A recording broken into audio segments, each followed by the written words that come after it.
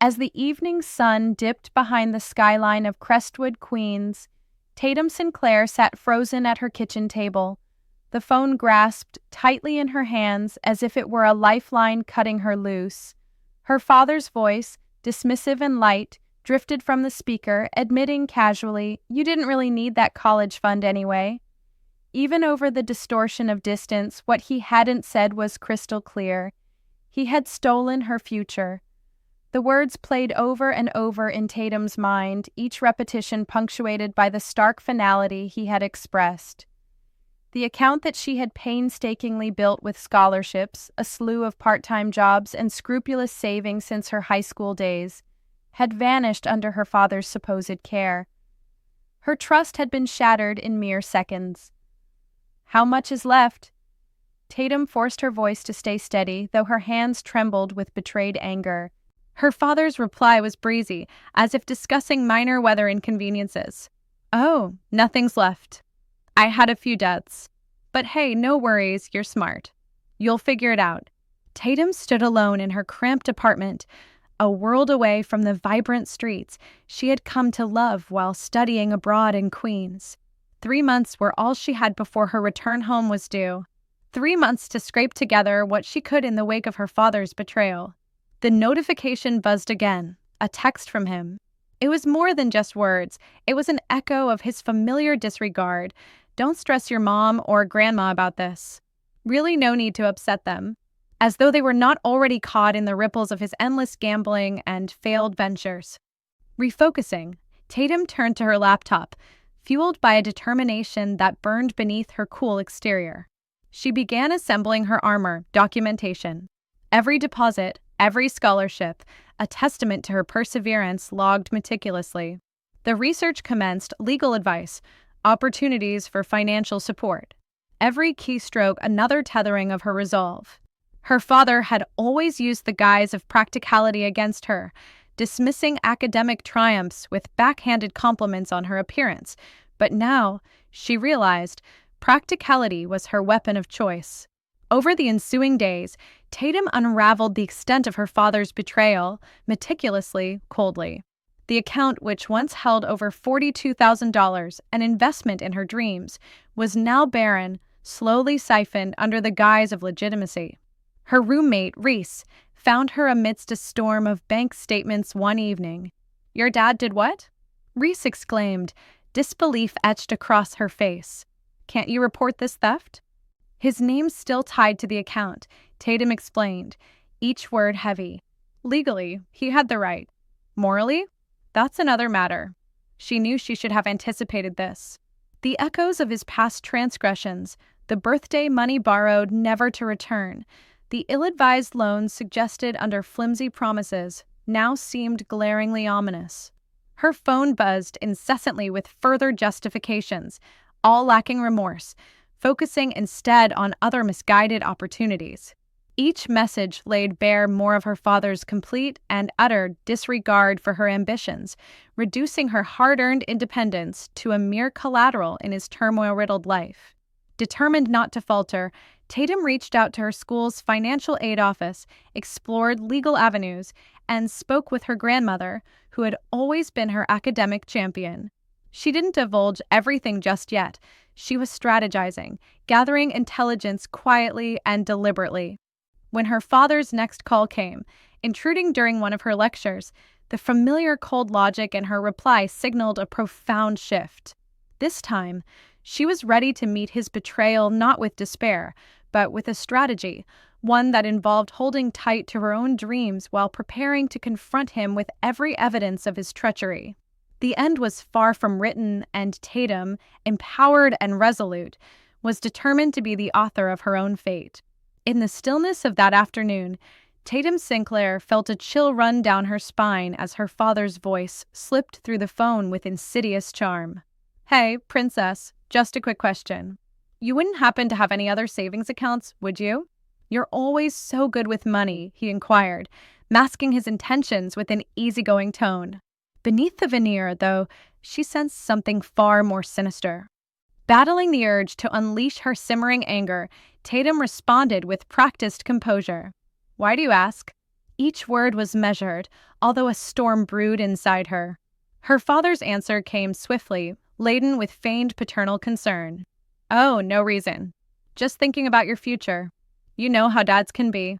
His words were meant to reassure, but instead, they mined painful reminders of his past transgressions, like when he had depleted her college savings, all the while pretending it was for her own benefit. "Sorry, Dad, I'm in class." "Have to go," she said curtly before hanging up. Determined not to fall into another trap, Tatum reached for her laptop with resolve, penning a new item on her growing list, close any lingering accounts he might know about, and transfer them to newfound security. That evening, an unexpected email from her grandmother awaited in her inbox, bearing the weight of concern. "Talk to your father today," it read. He seemed nervous when I asked about the college fund. "Everything okay?" At that moment, Tatum couldn't help but smile, picturing his discomfort under her grandmother's scrutiny, the one person to whom he was truly accountable. "Can we talk?" "There's something you should know," Tatum replied.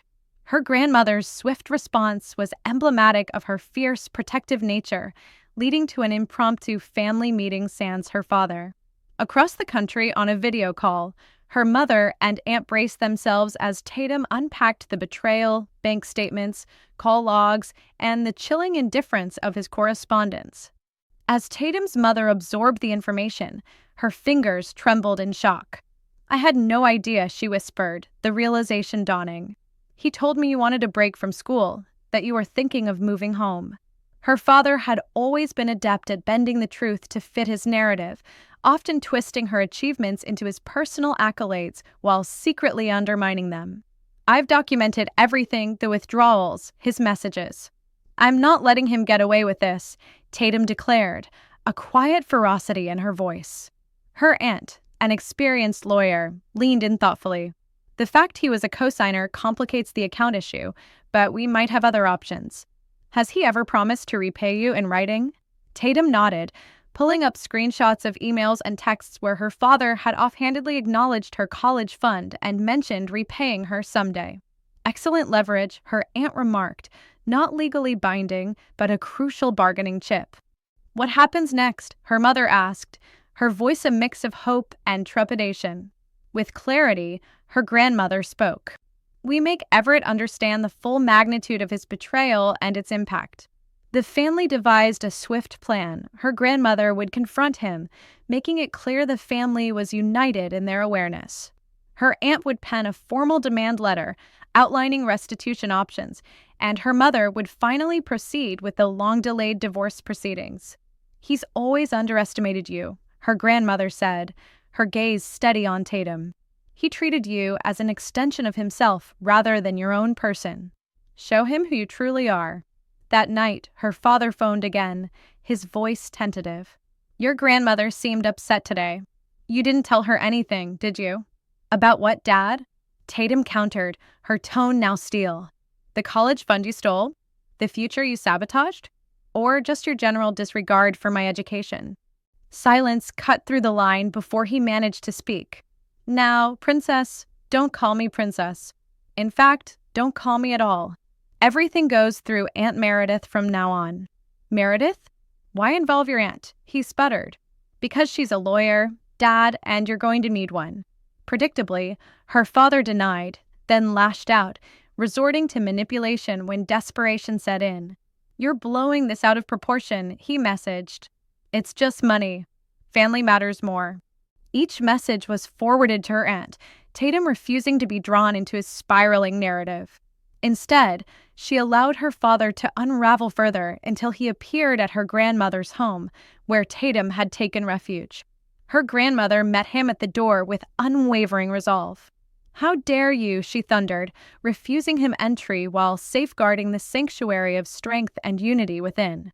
In the quiet suburb of Willowbrook Estates, the evening air seemed to thrum with the tension between Tatum Sinclair and her estranged father. "Stealing your daughter's college fund, do you have no shame?" Tatum's grandmother, Beatrice, questioned from the front porch, her voice ringing out for all the neighbors to hear. Trying to salvage his rapidly deteriorating image, her father pleaded, "Mother, please. This is a family matter." "And you have betrayed your family," Beatrice retorted, unwavering. "Now leave, or I'll involve the police." Defeated, he retreated, but not without sending a fresh barrage of piercing texts. "Your grandmother has poisoned your mind against me. After everything I've done for you, you owe me respect." Tatum considered the bitter irony stewing in those words. Instead of support, he'd undermined her every achievement, borrowed her savings with empty promises of repayment, and leveraged her successes for his own comforts. Pressure mounted when a certified letter, penned by Tatum's aunt, found its way to his doorstep. Inside, the contents lay bare every dollar he had siphoned, accompanied by a stern list of repayment options. His calls soon followed, his outrage palpable. "You can't see your own father." "Just watch me," Tatum replied briskly, severing the call. The ensuing family fallout unfolded dramatically, like a long overdue reckoning. Relatives long silent emerged with stories. Aunt Delilah recalled how he had dipped into her children's birthday money, a pattern in his entitled entitlement. "He's always been like this," she shared, taking from others, expecting forgiveness simply because he's family. Tatum's mother finally filed for divorce, citing financial infidelity among other betrayals. During the hearing, her father struggled to defend himself. "You used your daughter's college money to pay gambling debts?" the judge demanded. "I plan to return it," he stammered weakly. "With what income?" the judge pressed. "Your record shows no stable employment for years." His facade of the carefree, generous provider crumbled, revealing a pattern of deception as attempts at misdirection only unearthed further truths. The bittersweet silver lining appeared when the university's financial aid office, upon understanding Tatum's plight, rallied in her support. They managed to secure emergency funding and crafted a manageable plan for her final semester. Her grandmother insisted on contributing, firm in her belief that education was a promise worth upholding. Unlike Tatum's father, she understood its true value. In an audacious move, her father declared poverty in response to the demand letter, lamenting his inability to repay. Yet, sleuthing by Tatum's aunt uncovered the facade, a new car, vacation photos splashed across social media, and an active country club membership all proved otherwise. "He's adept at concealing assets," her aunt noted. But not enough. As the tension escalated, his texts grew more frantic. "You're destroying my life." "I can't believe you're doing this to your own father," he accused. Each message peeled back more layers of pretense, revealing the manipulator beneath. The final blow struck when her father attempted to sway Tatum's younger cousins, casting aspersions about her motives. Yet, their solidarity strengthened instead. They sent screenshots of his manipulative messages to Tatum, boosting her swelling dossier of evidence. "Remember when Uncle Everett said our college funds were safe with him?" her cousin Theo wrote. Turns out that was all just talk. With Aunt Delilah's help, her cousins secured their finances against future intrusions. The extent of his financial betrayals became more apparent with each recounting in the backdrop of Tatum's mother's divorce proceedings.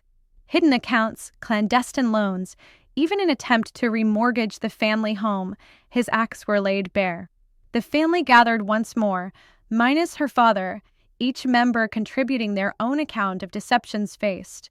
"He's relied on family loyalty as a shield for too long," her aunt stated firmly. "It's time he learns that loyalty must cut both ways." Consequences tumbled onto him like a line of toppling dominoes. The divorce proceedings uncovered further hidden assets, forcing a settlement much larger than he had planned for. The legal repercussions, unfurling systematically, began in earnest, each step further unraveling the life he had so precariously constructed on the trust he'd so carelessly spent. Underneath the steady tick of the clock, Tatum Sinclair sat poised, her fingers lightly tapping against the table as she contemplated the intricate dance of retribution and justice she had orchestrated. The charade her father kept up, the amiable, fun-loving dad act, had reached its final curtain call with the family fully aware of his deceptions. His agreements with elders for non-existent investment returns painted a grim portrait of betrayal, each promise a domino in his personal Ponzi scheme. "Classic," her Aunt Rosalind noted, archiving these misdeeds into her growing file of evidence. His texts, once dripping with anger, now turned desperate. "I'm still your father. Can't we just move past this? What would people think of a daughter treating her dad like this?" But Tatum had seen through the manipulation. She remembered all the times he'd twisted reality to play the victim. Enough was enough. Thanks to her grandmother's influential network, Tatum secured a part-time job that balanced her studies and living expenses, allowing her to earn her business degree independently.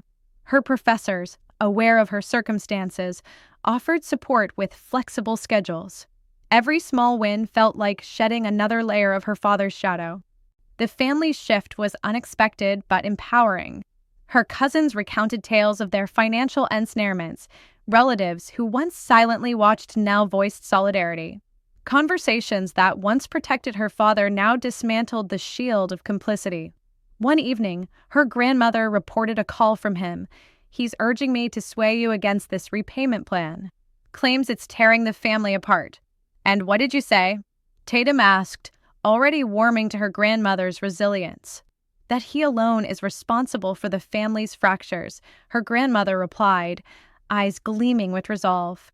His final play for manipulation came in physical form at Tatum's graduation. Uninvited and eager to continue his charade of the supportive father, he announced, "That's my girl. Gets her business sense from me." But Aunt Meredith intervened, guiding him away before the ceremony began. "Your accomplishments are yours alone," she reassured Tatum.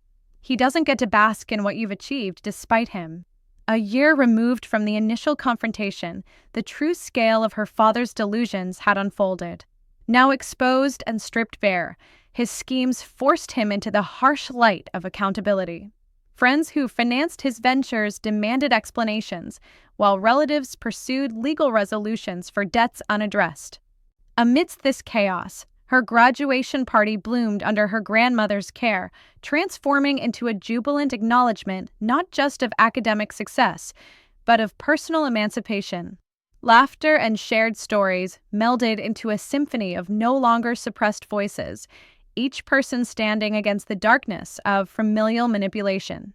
He called again. Her mother divulged at the party, a flicker of sympathy mingled with exasperation in her tone. "Begged me to convince you to drop the repayment. Says he has learned." Has he? Tatum considered the facade he curated on social media, a tapestry of echoes from a life of excess he no longer earned. "He's only learned he can't sway me anymore," Tatum concluded. That's not lesson enough. The repayment plan persisted as a tether, binding him to reality. Monthly deductions directly from his paycheck, each one a tangible reminder of promises broken. An ordinary job replaced the grand facade he once maintained. "It's unfair," his final email bemoaned. "I'm your father. Isn't love unconditional?" Love, Tatum thought, wasn't a blank canvas for deceit. "Conditions emerge from breaches of trust," she replied, marking their last direct communication. As her career soared, fortified by a role at a premier firm in Nashville, the hard-won victories tasted sweeter for their authenticity. Each open door, an opportunity seized under her own strength, reminded her of the power she reclaimed. Her grandmother, a stalwart ally, offered fierce protection in stark contrast to her father's self-interest. He called again. She shared over a comforting dinner. Asked if you'd got the job in Nashville. Wants to visit. To visit or to plead for more? Tatum mused, though the answer was clear. Perhaps both. But I told him you're not funding his whims anymore. Family dynamics had evolved. Once silenced voices now rippled with warnings against his machinations. Her aunt, unwavering in her pursuit of justice, knew the path forward was paved with lessons learned and bridges burned for Tatum and for the entire family. From the glowing screen of her laptop, a flurry of messages pinged in rhythm, filling the room with digital chatter. Tatum Sinclair watched as her aunt, Meredith, initiated a family group chat, determined to expose her father's manipulative antics. He asked my son to co-sign a car loan, Meredith noted, frustration lacing her words. Claims it'll help his credit. The scenario was hauntingly familiar. At 18, Tatum faced the same deceiving lure, only to be shielded by her grandmother's timely intervention, who had warned her that not all predation came from strangers. As her father's world seemed to close in imperceptibly, Tatum felt less triumph and more vindication. The monthly payment plan, enforced not by parental duty but by the weight of the law, revealed a father capable yet unwilling until forced to do right. Her achievements had become her armor. With every win, the influence he thought he wielded dwindled further. The diploma he once endangered now hung on her wall, each frame a testament to what he truly underestimated, her unbreakable spirit. Nashville welcomed Tatum with open arms, a sanctuary for the future she had crafted by her own merit. The firm had not only offered a position, but a stepping stone she'd built, untouched by her father's schemes.